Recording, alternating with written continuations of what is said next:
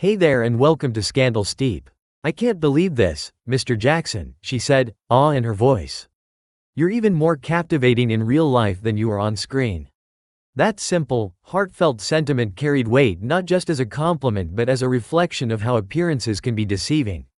Kalita Smith, much like the words she once uttered, is more powerful, more layered, and more compelling in real life than the characters she's portrayed across the screen. For years, fans knew her as the strong-willed Wanda McCullough on The Bernie Mac Show or as Lieutenant Roberta Warren on Z Nation, but few realized the personal storms she weathered behind the camera. Kalita has never been one to chase easy routes. Her success wasn't handed to her, it was earned with grit, discipline, and a deep refusal to compromise who she was. I won't cheapen my craft, she once said. I work hard to be here. I don't have to go anywhere else to get what I want. Kalita's journey hasn't been a glamorous, red carpet affair. It's been shaped by pain, resilience, and a steadfast belief in her own worth, especially during her emotional partnership with the late, great Bernie Mac, whose death left a hole in her heart and a mark on her soul. He was more than just a colleague, he was a mentor, a force of nature, and someone who modeled what it meant to be relentlessly dedicated to one's purpose. Losing him changed her. So, what has Kalita Smith been carrying all these years? Why did she stay silent about her past for so long? And what has she finally decided to reveal? Kalita Smith isn't just a familiar face in Hollywood, she's a survivor. With over 30 years in the entertainment industry, she's brought fire, humor, and soul to every role she's taken. Whether playing Bernie's sharp-witted wife or leading a group of survivors through a zombie apocalypse, Kalita has always brought something raw and real to the screen. That authenticity comes from deep within, from a past few could have endured. Born on January 15, 1969, in Chicago, Illinois, Kalita's life took a dramatic turn early on. Her father, drafted to serve in the Vietnam War, left a void that never truly healed. The war didn't just fracture her parents' marriage, it reshaped her world. After the split, Kalita's mother moved the family to Oakland, California, where she raised Kalita and her twin brother, Eric, on her own. Oakland in the 1970s wasn't just any place, it was a hub of revolution, activism, and cultural upheaval. Kalita's upbringing was steeped in that movement. Her parents were deeply involved in the Black Panther Party, and Kalita and her brother were raised as what were known as Panther Cubs. This wasn't symbolic, it meant attending schools established by the Panthers and learning from a young age about systemic oppression, self-worth, and Black empowerment. The learning environment was intense. The school provided free breakfast, lunch, and education, not just math and reading, but real history, political awareness, and identity. It was a place constantly under surveillance by the police, thick with tension, but for Kalita, it was simply life. Her mother, a powerhouse of determination, ran the dinner program and ensured her children were raised with pride and awareness. Even as a child, Kalita stood out. At just 8 years old, she managed to secure an interview with Huey P. Newton, one of the Black Panther Party's co-founders. The interview was for a segment hosted by LeVar Burton, and it was a remarkable moment for someone so young. But while those snapshots might sound inspiring, Kalita's childhood was anything but smooth. In a later interview with the LA Watts Times, she opened up about the violence that marred her early life. I was introduced to violence as an infant, she said. It didn't stop, it showed up again at 6, 8, 14, 19, and 24. She grew up around athletes and drug dealers. Her self-image was shattered before she even knew how to build one. For a long time, she was simply trying to survive, trying to make sense of chaos. The political intensity of Oakland and the grassroots work of the Panthers gave Kalita a fierce moral backbone.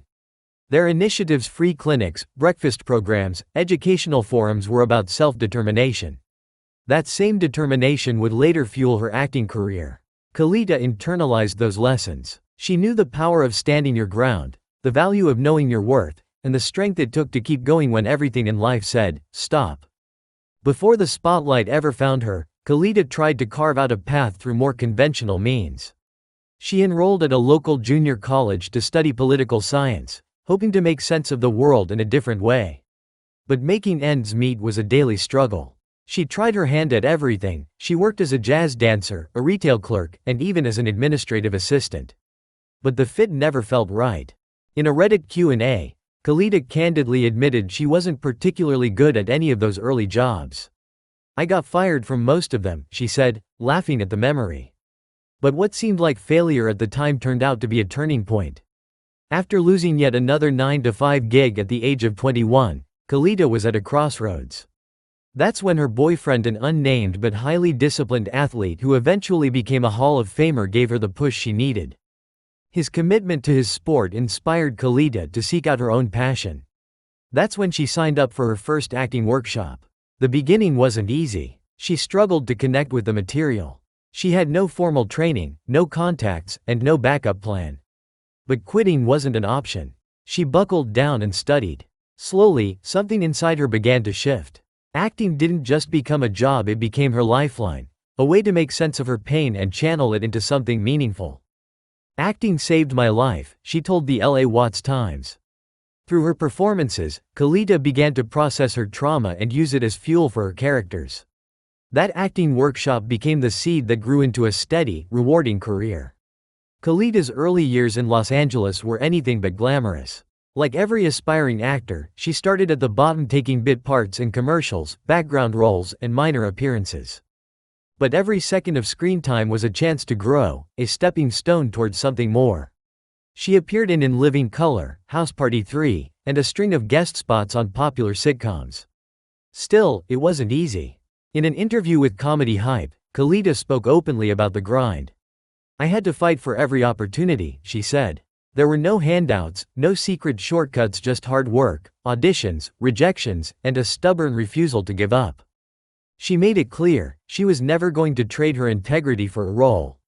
She had been offered situations that made her uncomfortable, that asked her to compromise who she was. She said no every time. In 2001, her persistence paid off. The Bernie Mac show was in development, and Kalita auditioned for the role of Wanda McCullough, Bernie's fiercely intelligent, no-nonsense wife. The competition was fierce. Bernie Mac had just come off the wildly successful Kings of Comedy, and the stakes were high. Kalita auditioned not once, but 3 times. She was turned down twice. But something told her to keep pushing. "I knew I could bring something real to that role," she said. And she did. When she finally tested alongside Bernie, the chemistry was undeniable. It wasn't just another audition, it was magic. Their dynamic lit up the screen. Kalita didn't just play Wanda, she was Wanda. Her performance added heart, depth, and grounded energy to the show, helping to make the Bernie Mac show one of the most beloved family sitcoms of the early 2000s. The series won numerous awards, including a Peabody and multiple NAACP Image Awards. Kalita's portrayal of Wanda was more than just a role, it was a breakthrough. She proved she could carry emotional weight, deliver comedy with perfect timing, and bring authenticity to a fictional world. Behind the scenes, working with Bernie Mac was everything she hoped it would be. "He was a king," she said. "Always on time, always dressed to the nines, and always respectful."